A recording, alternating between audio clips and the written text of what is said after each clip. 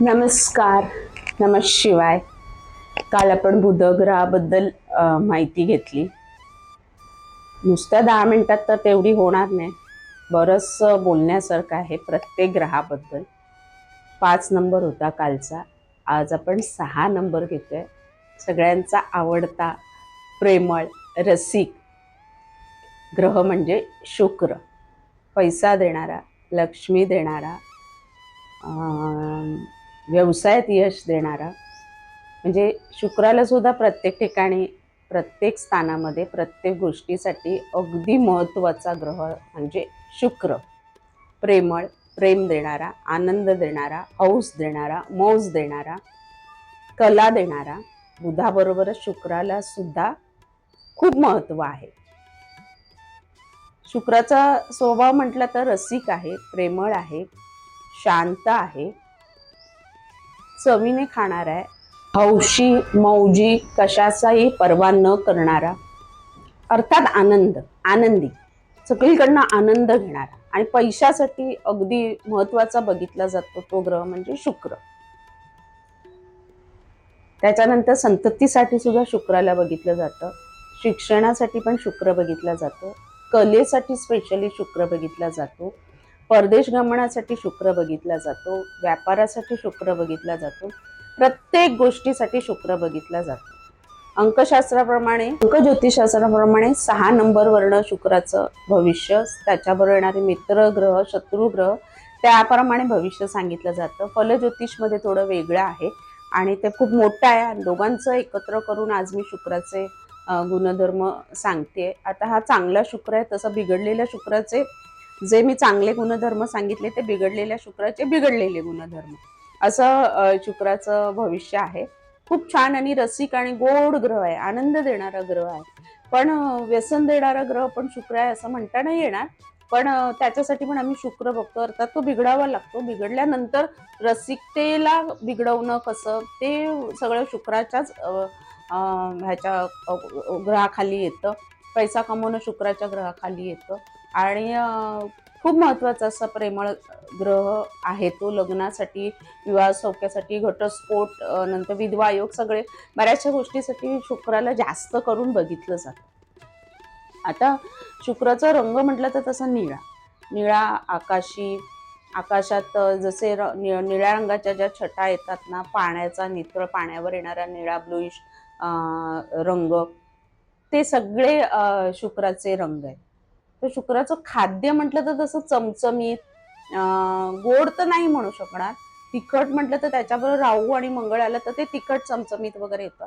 पण शुक्राचं मोस्टली खाणं म्हणजे जे हायफाय खाणे आहेत ना, म्हणजे ज्याला खूप पैसे मोजावे लागतात, चमचमीत, छान असं बाहेरचं खाणं, थोडक्यात घरगुती खाणं येत नाही शुक्रामध्ये. येत नाही असं नाही, येतं, पण जास्त करून बाहेरचं चमचमीत, पाणीपुरी आणि ते सगळं जे आवडतं ना फास्ट फूड, ते सगळे शुक्रामध्ये जास्त करून आपण बघतो. बाहेरचं खाणं, मौज मजा, नाटक, सिनेमा, सगळं म्हणजे शुक्र कला क्षेत्रात, नाटक सिनेमामध्ये शुक्रच ज्यांचे प्रबळ आहेत ते लोक तुम्हाला सगळे नाटक क्षेत्र, कला क्षेत्र इथे भेटणार, मिळतील.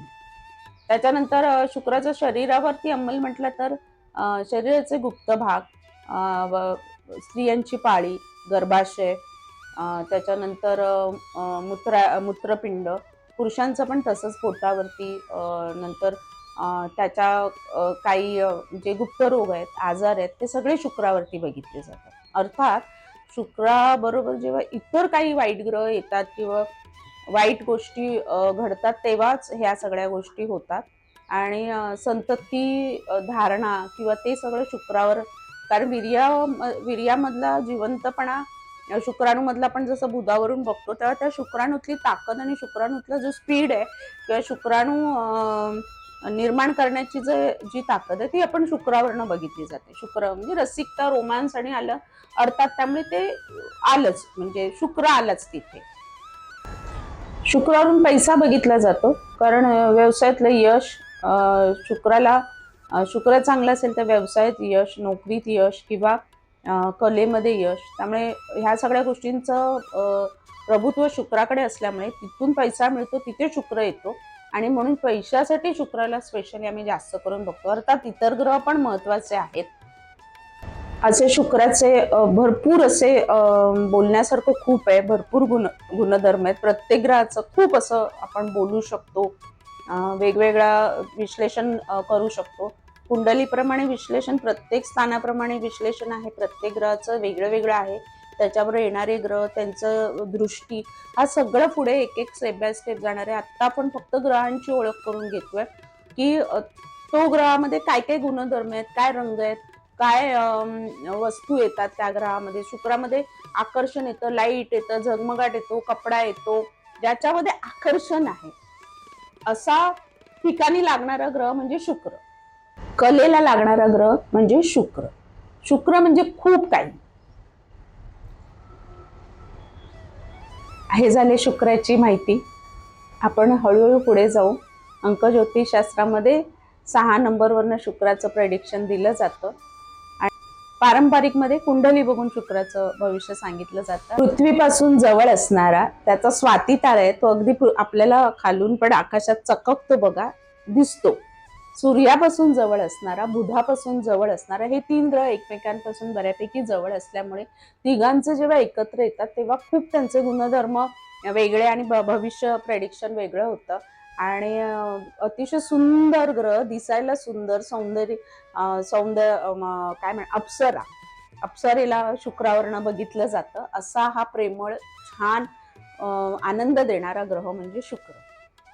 ही झाली शुक्राबद्दलची आजची माहिती. आता शुक्राचा उपाय बघूया काय. तर शुक्र देवी ज्या आहेत, आपल्या देवतांमध्ये देवी ज्या आहेत, त्यांना शुक्राच्या अंडर येतात. त्या शुक्राला जर बिघडला असेल तर प्रभावी आजचा सगळ्यात उपाय, शुक्राला धरून जर तुमचं काय अडथळे असतील कलेमध्ये, शिक्षणामध्ये, पैशासाठी जर काय हे असेल तर शुक्राचाच उपाय म्हणजे देवीच्या ओट्या भरायच्या. 11 शुक्रवारीच करायचा.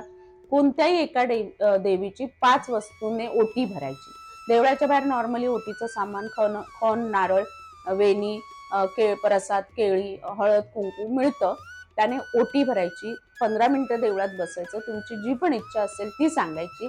असे तुम्ही 11 शुक्रवार करून बघा आणि तुमची जी इच्छा असेल ती मात्र आठवणीने सांगायची. करून बघा. 100% त्याच्यामध्ये शुक्रामध्ये जर काय बिघाड झालेला असेल त्याची तीव्रता कमी होते आणि कामामध्ये यश मिळतं. धन्यवाद.